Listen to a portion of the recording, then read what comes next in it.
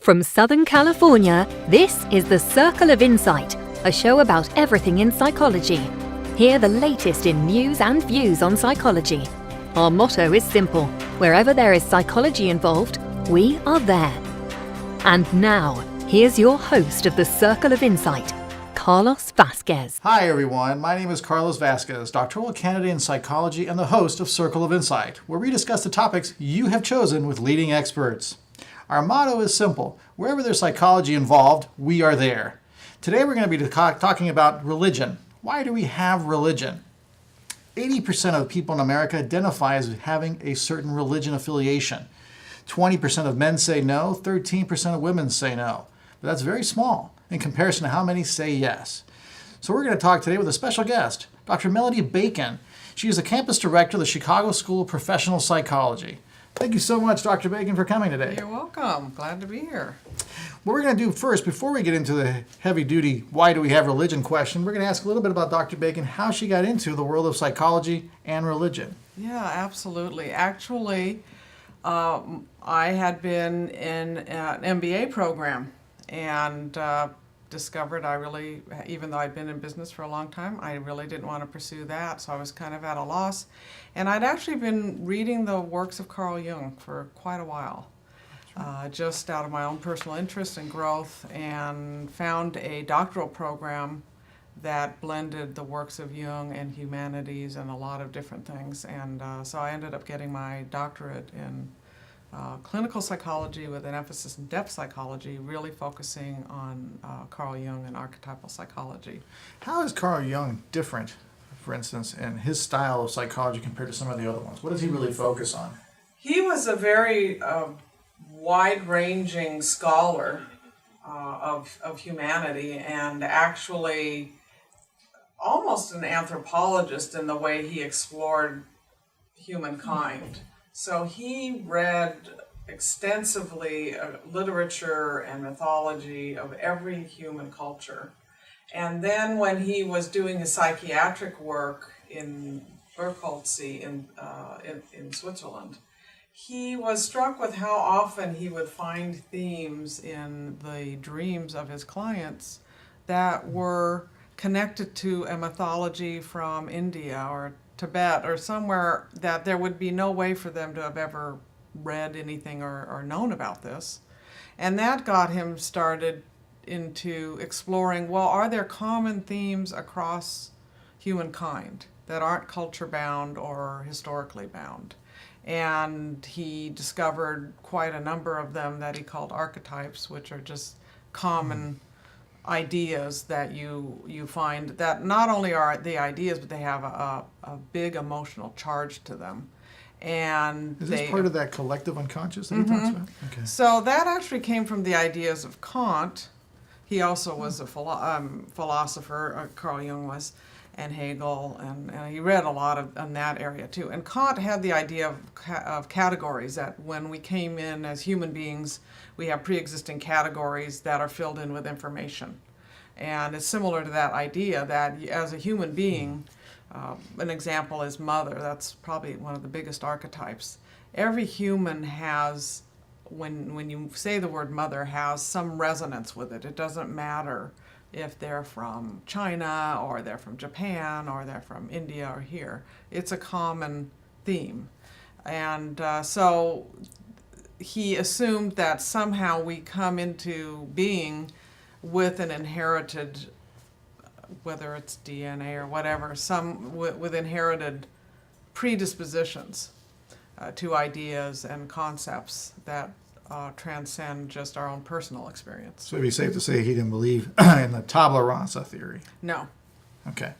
No. And that actually brings up an interesting question for me as we explore, do we need religion? Right. It almost sounds like that the mother archetype, that theme, was within all religions. Yes. Or most of them. Oh, absolutely. So do you think that's maybe an inherent quality that we look at and impose on religion? Well, I would say from a Jungian point of view, that's evolves out of our unconscious experience of the transcendent, to use a larger word than God, because people have, again, that's an archetype. that people have ideas about. But transcendence is something much larger than you, an experience of it that can change your life. And he felt was a function of everybody's psyche, everybody's, mental. Well, it's more than just mental. It's your whole soul and spirit and emotions and everything is your psyche. And so he believed that religion was a human attempt to define the ineffable, the unexplainable, but yet something that's experienced. Very much so. And so, and then these practices were a way to assist people in getting in connection with the divine, in a practice of, let's say, meditative, contemplative prayer or fasting, or these kinds of things that you find, again, pretty much across religious traditions, that are a way for a person to prepare themselves to experience the divine in a non-egotistical way. In other words, it's not out of your own decision. You're prepared, but you don't know when and how this will happen. So this looks like we're already going into why we have religion. Right. So what other purposes or functions does religion give us as human beings? Well, Jung, it was interesting how he would work. When a client would come to him, he would explore their religious tradition, and did they still have a living experience of the symbols and the rituals? In other words, did it have deep meaning and power for them? If that were the case, he would exhort them to go back to their religion and really get more involved in the practice of it. There were those, however, being in the modern era, as Nietzsche said, God is dead, which he meant for all intents and purposes, people act as though God is dead. He didn't necessarily. A lot of people don't realize that. Yeah. And so for those people, he would do dream analysis, because that was another way to get people to out of their own. He saw the ego as a very small part of the psyche that often doesn't know what it doesn't know, which is why we have psychotherapy, because there's a lot of things we don't know about ourselves. And so that dream analysis could be a way of assisting people in connecting with that transcendent function, that divine aspect, because as dreams come into being, you're in touch with something greater than yourself. You're involved in it, and yet you're not the one orchestrating it. And so my experience in my own practice has been very much along those lines. I'm not quite as maybe forthright as he was in terms of saying, you still really believe your religious traditions, well, you need to just go there and not come and see me. I do think, that there's a little bit of room in between those two stances. But I have found over the years, and I don't advocate for anybody to practice any particular religion. What I will explore is, how do they experience spirituality? Can they, what takes them out of themselves? When have they had an experience where they could say, wow, something really big happened, it stayed with me all my life, what Jung would call a numinous experience, which is an experience of the divine. A lot of clients will say, especially my younger male clients will say, well, when I'm out surfing and I'm sitting there waiting for a wave, and I'm in the ocean, and that is when they are the most connected to their spiritual. Why do you think that is? Is there something that physiologically happens? No, I think it's a psychological need to be in touch with something larger than you and something rather eternal. And I think when you're sitting on the ocean, you are experiencing that, literally, physically. It's quiet. So you center down. It's a contemplative experience without it being, formally that way, because a lot of the times you're just waiting for the next wave to come. And then you have this power of something very large coming and taking over, and you're riding it, you're riding the wave, but yet you can't control when it's going to come or when it's going to end. And I think it's very much like what people will say who've had a direct encounter with the divine, that it comes out of nowhere, it's not predictable, and yet when you have it, you never forget it. It changes you in very significant ways. That's very interesting. Yeah. Now, I know there's a couple of theories out there as well that God is almost perceived as the ultimate parent. Oh, yeah. Uh-huh. We look at God, as you would say, we need that somebody that's bigger than us, Right. that can control these things that we can't control in our lives, situations and finances, whatever it may be. Yes. They get out of control, and he seems to be able to control that, or at least help us with it. Yes. What do you think about that theory? Well, I think it reduces God to a finite being. I think that what Jung would say is the parent archetype is a manifestation of God, but it's not the complete sum total of God. And so we do experience God as both a good mother, nurturing, and sometimes a terrible mother when bad things happen to us and we're a hurricane blows in and demolishes your town. You know, you're kind of struck with, oh my gosh, I'm this puny little being on this big planet, and what just happened? Or a good father who's, you know, appropriately nurturing and protective, and a lousy father because things happen at times that you thought you should have been protected from.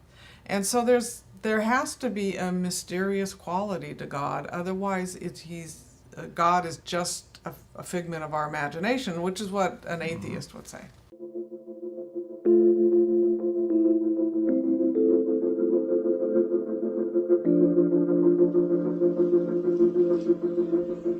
Hi, welcome to Adelante.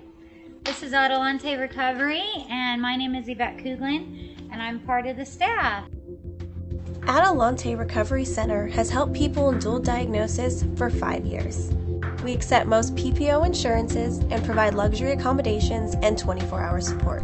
To speak with an admissions counselor, call 1-888-242-4450. A lot of time we don't even know what's wrong with us, and sometimes we need to get away to figure that out. So if you want to go for a little retreat out in Corona Del Mar, which is a confidential location, we're here to help. So we're only a phone call away. Thank you. We'll explore more later about who God is in our next series, where we're going to be talking about who God is and who Jesus is. But in the meantime, we'll go back to religion a little bit. Now, religion, a lot of times people gravitate to certain religions. Mm-hmm. Now, I don't know if that's because of their own personality traits and they're trying to find a religion that's comfortable, or do they just go to that religion for whatever reason? Maybe the parents went to that religion. What do you think about that? I think that most people, and I think most religious traditions understand this, that you may be born into a religious tradition, but at some point it has to become yours. Otherwise, you're just treating it like a social club or, you know, a gathering of friends, which is not religion. It's not spirituality. It has its place. It's community. There's good things involved in that. And so, actually, there's a man named Fowler who did a really interesting developmental model of faith. Stages of faith? Mm-hmm. And so if you look at his model, everyone needs to come to a crisis at some point where they question everything that they once believed. And once they've navigated that, come to their own understanding of their religion where they really own it. And it's really now theirs. It's not their parents, their grandparents, their cultures. And I found that, again, to be very interesting in my own practice, because again, I don't tell people go back to church or go to your temple or whatever. I don't advise them. I advise them merely to become more aware of how they can bring in a spiritual practice that some people is poetry, music, art, Those are all manifestations of spirituality that are not, distinctive to one religion. However, what I have found is as people are doing that, because it gives tremendous, and bringing in their dreams, that's another thing they do, tremendous relief to the burden of their depression or anxiety, and it's just about me and my trying to solve this problem, which if they could, they would have done it already. What happens is that over time, I've had this happen, I don't know how many times, people will either go back to their earlier religious faith tradition, but in a much different way.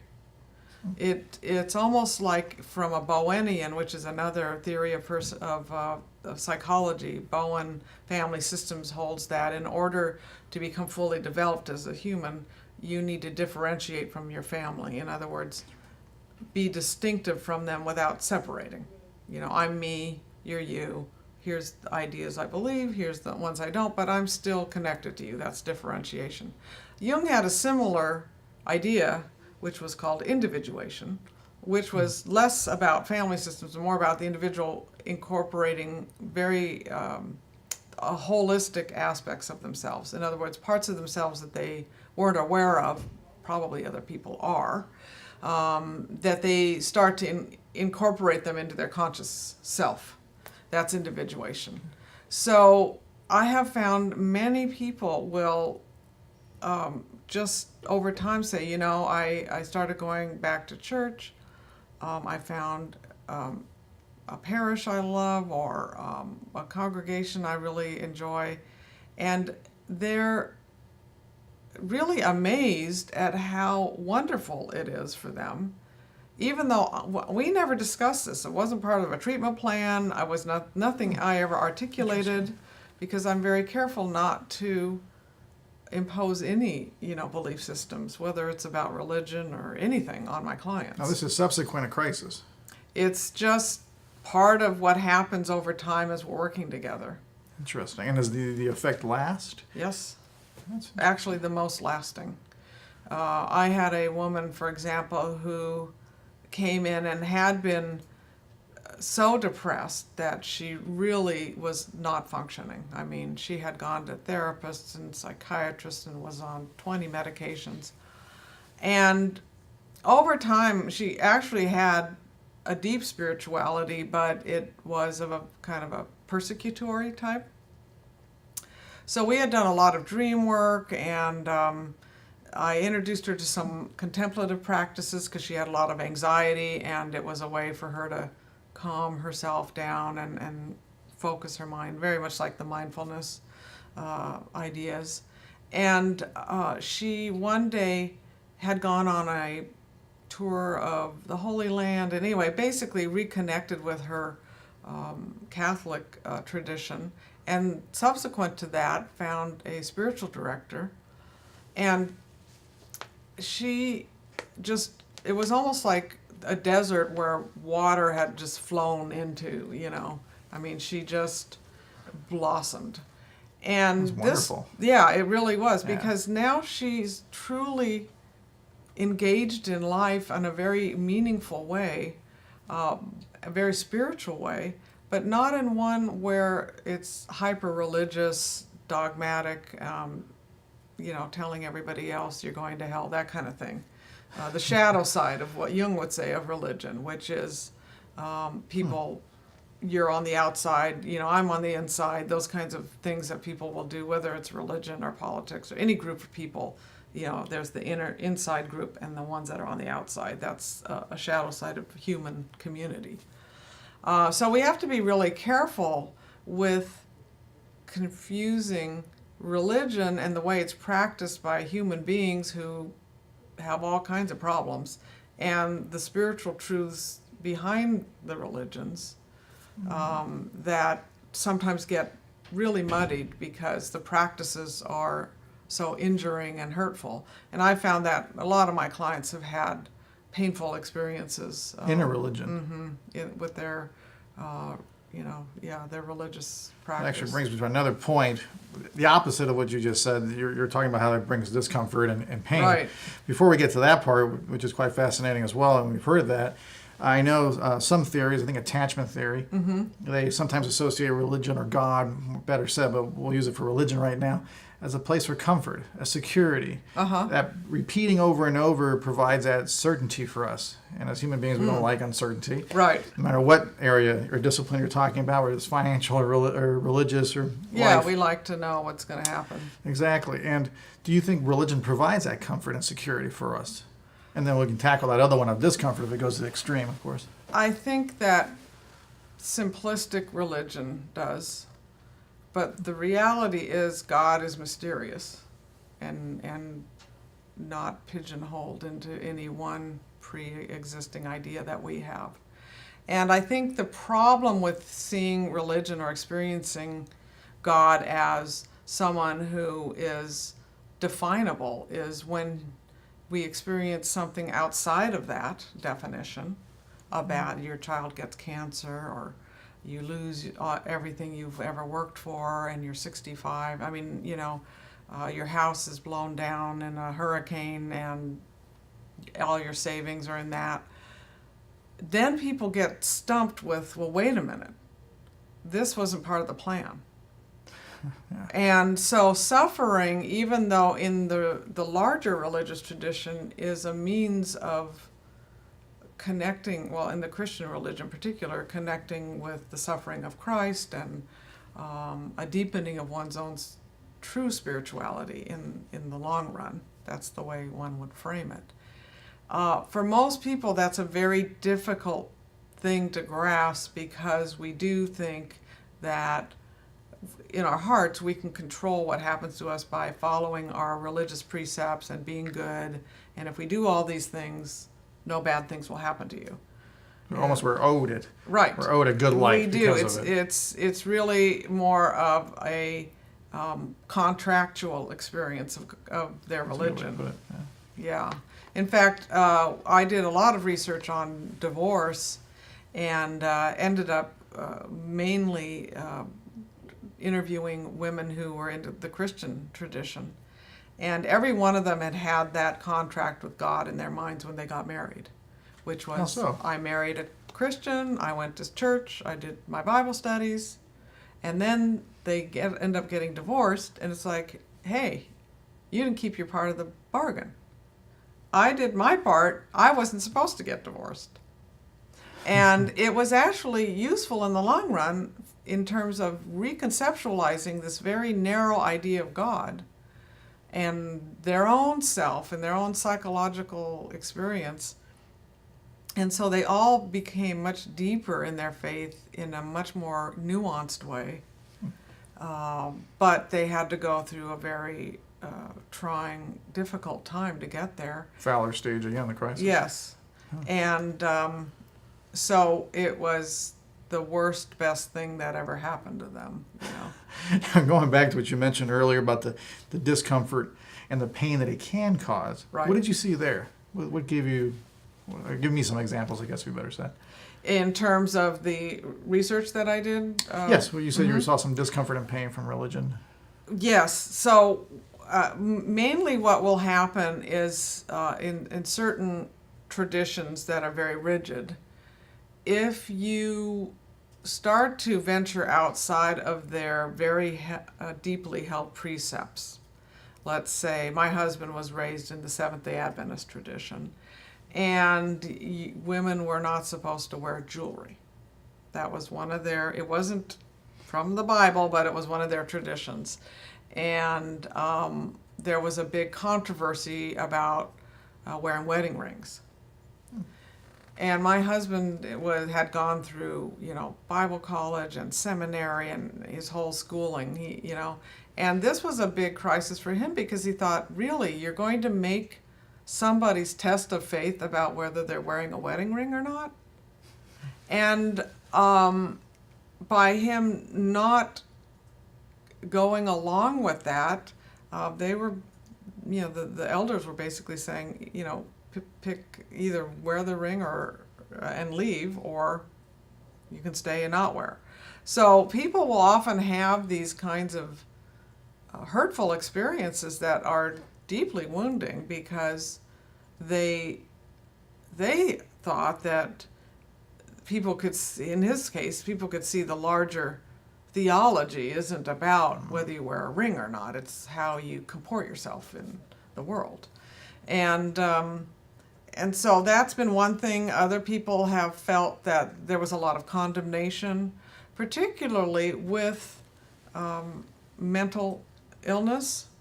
I had a client when I worked in the psychiatric unit, a young girl who had psychosis, and was literally told by her religious group that you don't have enough faith.